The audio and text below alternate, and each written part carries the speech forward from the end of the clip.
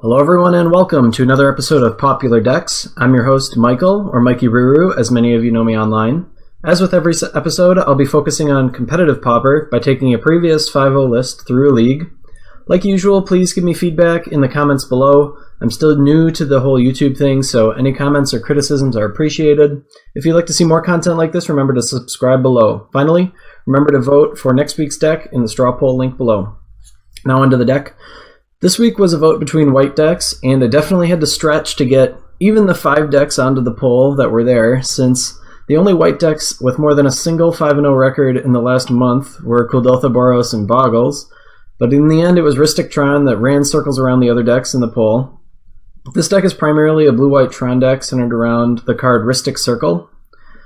Rhystic Circle basically says that if you have more mana than your opponent, they can't deal you damage. So you pay 1 mana, and then if they want to pay 1 mana, then they can prevent the prevention, basically. But we're a Tron deck, so hopefully we have more mana than everyone, and they can't pay for it. So it acts like a circle of protection, but for every color and every type of damage source. The other piece of interesting technology compared to a normal Tron deck is the Stonehorn Dignitaries. So they're kind of like a proactive fog that you cast the turn before. But what's interesting about them is you can Ghostly Flicker the Stonehorn Dignitary and Mnemonic Wall and keep getting back the Ghostly Flicker, and your opponent just never gets an attack step. And this does stack, so if you play a Stonehorn Dignitary and blink it twice, they miss their next 3 combat steps. It goes from turn to turn to turn. So that's kind of cool. Other than that, it's a pretty typical Tron list with, I don't know, some interesting choices, but nothing too out of the ordinary. We have all our Tron lands, we've got some blue lands, and then we've got a couple Tranquil Coves for white mana in order to play our Rhystic Circle and Stonehorn Dignitary instead of the usual red lands. We don't have any removal spells unless you count Rolling Thunder. So in order to survive, we're mostly using Moment's Peace, we're using some Repeals, and we're using Pulse of Marasa. And then we also have Seagate Oracle to kind of hold down the ground a little bit. For card draw, we've got Seagate Oracle, we've got some Impulses, and then of course we've got 4 Muldrifters. This is a Tron deck after all. And then for counterspells, we have 3 Condescends and some Prohibits in order to protect our Rhystic Circle, basically, or to keep ourselves alive, depending on the deck. This deck runs 4 Expedition maps.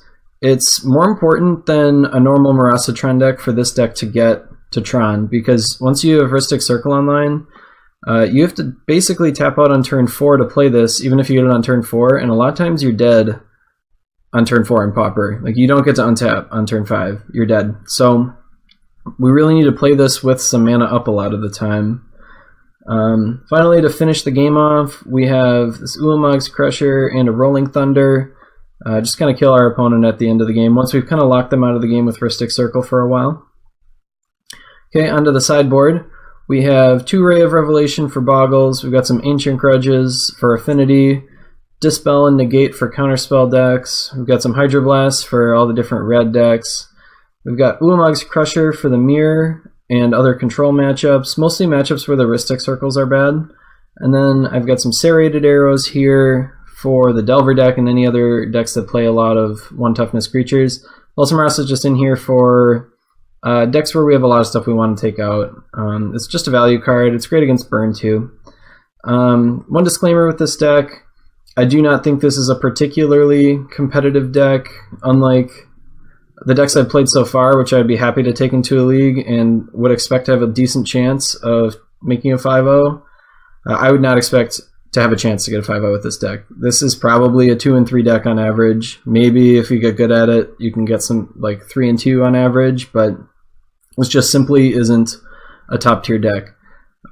In the matches I've played with it, it plays a lot like a regular Tron deck, and it has a lot of the same matchups as a regular Tron deck, except it just loses to Marasa Tron. Like, you can't win the mirror, so it's basically just a bad Tron deck. So we'll see how it goes in the league. If we get some good matchups, we can definitely win.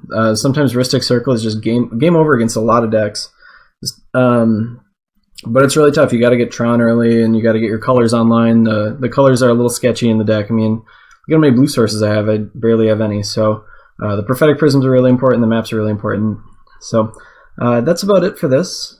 Just a reminder again, vote for next week's deck in the straw poll below. And if you guys have any comments for me, let me know. I'll see you guys for round 1.